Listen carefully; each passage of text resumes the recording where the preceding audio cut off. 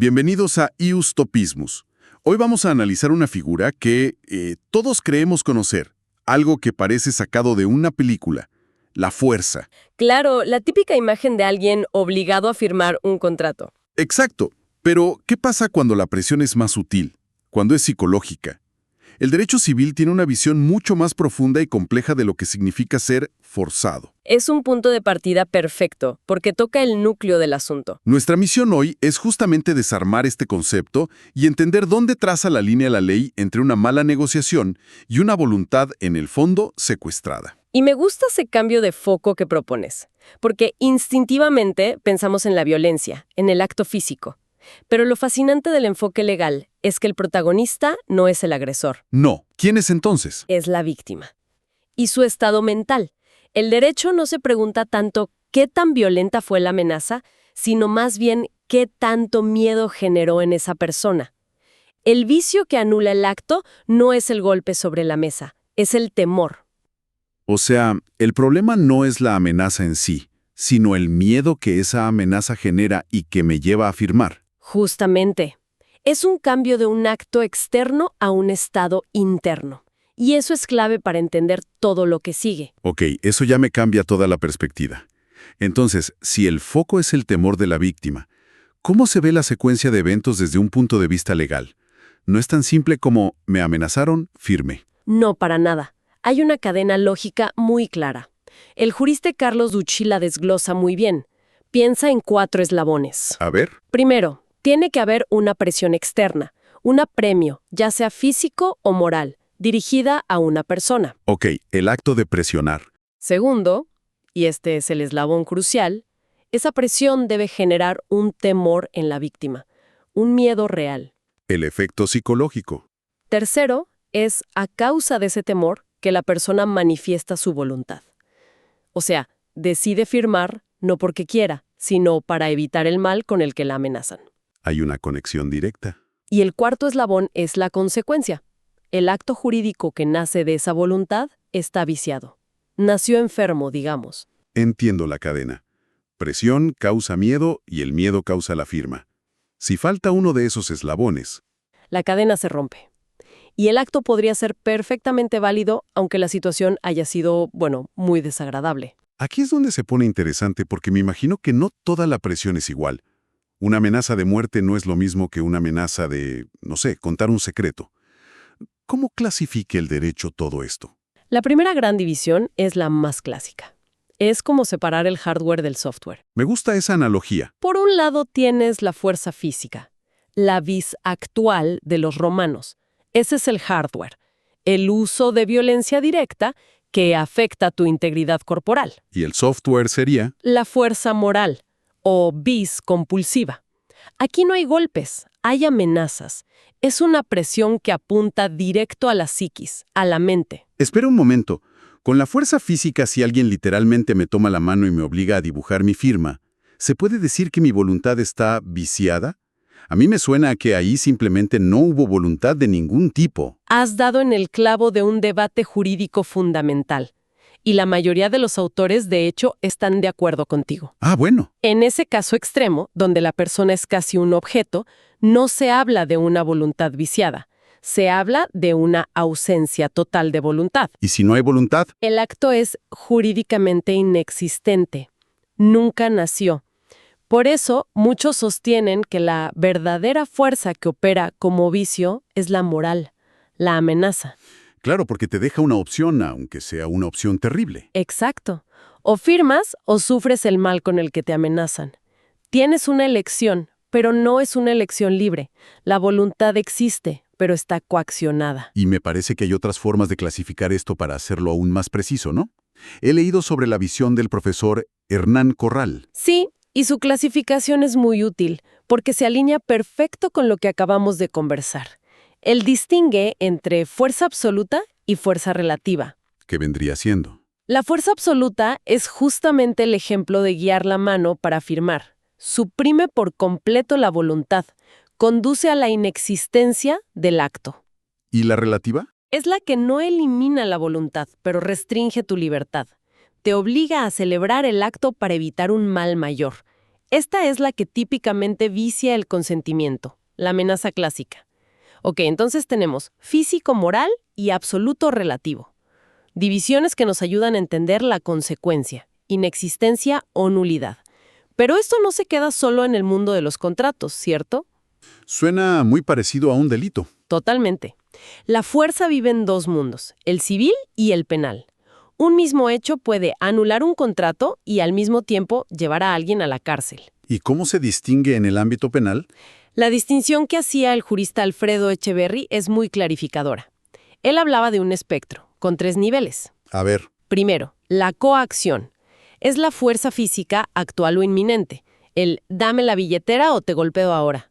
el nivel más alto. Luego, la intimidación, que es causar temor con el anuncio de un uso inminente de violencia. Y finalmente, la amenaza, que es el anuncio de un mal, pero de forma más remota en el tiempo. Y este mal no tiene por qué ser físico. Claro, puede ser dañar la honra de alguien, por ejemplo. Exacto. Firma esto o la próxima semana publico algo que arruinará tu reputación. Todas son formas de presión. Qué interesante ese espectro. Me queda claro que no cualquier apretón sirve para anular un contrato. La ley debe exigir que esta fuerza tenga ciertas características para tomarla en serio. ¿Cuáles son esos requisitos? Son 3 y tienen que darse todos juntos. Son copulativos. Imagínalos como 3 filtros. Ok, primer filtro. La fuerza debe ser injusta o ilegítima. Esto es fundamental. Significa que la amenaza debe ser sobre algo que el agresor no tiene derecho a hacer. Por ejemplo, si un acreedor le dice a su deudor, o me pagas lo que me debes o te voy a demandar, eso no es fuerza ilegítima.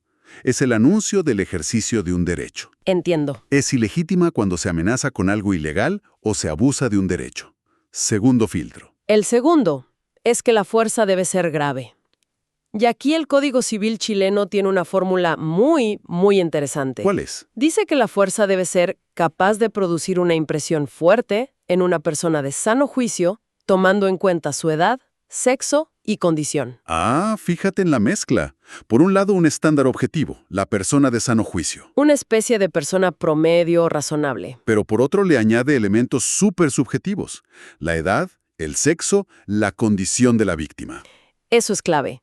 La ley no es ciega. Entiende que una misma amenaza no le pega igual a todo el mundo. Claro, no es lo mismo amenazar a, no sé, un campeón de artes marciales de 25 años que a una persona mayor de 85 que vive sola.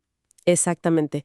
La ley obliga al juez a hacer un ejercicio de empatía y a calibrar la gravedad de la amenaza poniéndose en los zapatos de esa persona específica.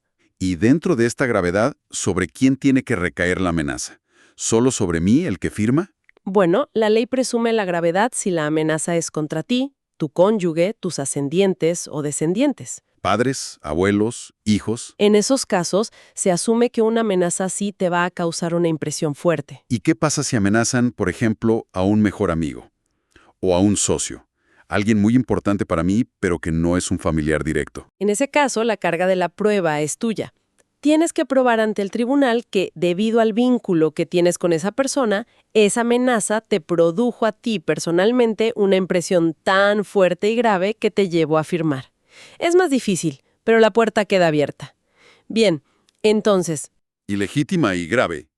¿Cuál es el tercer y último filtro? que sea determinante. Este es el eslabón que conecta todo.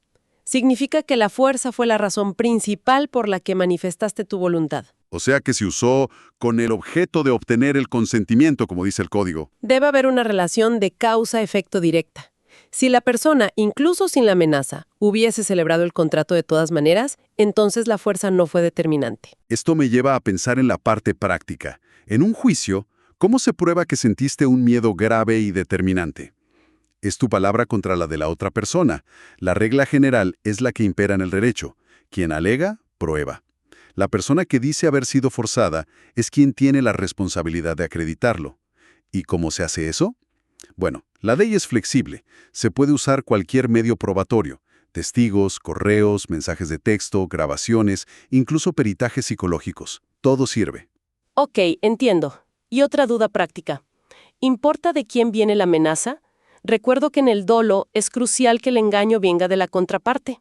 Esa es una excelente pregunta. Y la respuesta marca una diferencia fundamental con el dolo. Artículo 1457 del Código Civil es tajante. Para que la fuerza vicie el consentimiento, da lo mismo si le ejerce quien se beneficia con el contrato o un tercero que no tiene nada que ver. O sea, la ley es mucho más protectora con la víctima de la fuerza. ¿Y por qué esa diferencia?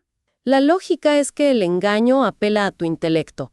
Se asume que, con más diligencia, podrías haber descubierto el fraude. En cambio, la fuerza no ataca tu inteligencia, ataca tu libertad. Es más difícil defenderse de la fuerza que del engaño. Mucho más. Ante una amenaza grave, tu voluntad queda doblegada.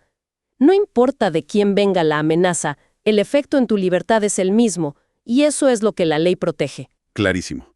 Ahora, para ir cerrando, hay una zona gris que me da vueltas. ¿Qué pasa con la presión que no es una amenaza directa? Pienso en la dinámica con un jefe que te sugiere con mucha insistencia que hagas algo. Esa es la figura que el derecho llama temor reverencial. El temor reverencial. Y la ley la trata de forma completamente distinta. El propio código lo define como el solo temor de desagradar a las personas a quienes se debe sumisión y respeto. El miedo a decepcionar a tus padres, a enfadar a tu jefe. Exacto. Y aquí el legislador fue categórico. El temor reverencial no basta para viciar el consentimiento. O sea que actuar para no llevarle la contra al jefe o por no defraudar a la familia, legalmente no cuenta como fuerza. Son planos completamente distintos. Una cosa es actuar bajo una amenaza grave e ilegítima de sufrir un mal, y otra muy diferente es actuar por miedo a la desaprobación social o profesional. En resumen, lo que me llevo de esta conversación es que la fuerza, legalmente hablando, es un asunto de la mente, no de los músculos. El foco está en el miedo que paraliza la libertad. Vimos que se clasifica de distintas formas: física y moral, absoluta y relativa. Y que para que una presión anule un contrato, tiene que pasar un examen muy estricto: ser injusta, grave y determinante. Y esto nos deja en un lugar muy interesante para la reflexión. Si el temor reverencial, el miedo a desagradar a una figura de autoridad, no es suficiente, ¿en qué punto exacto la presión de ese jefe o de ese familiar poderoso cruza la delgada línea y se convierte en una amenaza grave e ilegítima? ¿Dónde se dibuja esa frontera en la práctica? Exacto. En relaciones que por naturaleza son de poder desigual, la ley da una respuesta, pero la realidad a menudo es mucho más ambigua. Una pregunta que queda abierta sobre todo en el mundo laboral moderno. Gracias por acompañarnos en Iustopismos. Si la fuerza anula la voluntad por presión externa, ¿qué pasa cuando es la propia mente la que se engaña a sí misma? Cuando comete un error garrafal sobre lo que está afirmando. En nuestro próximo análisis, exploraremos el complejo y fascinante mundo del error como vicio del consentimiento.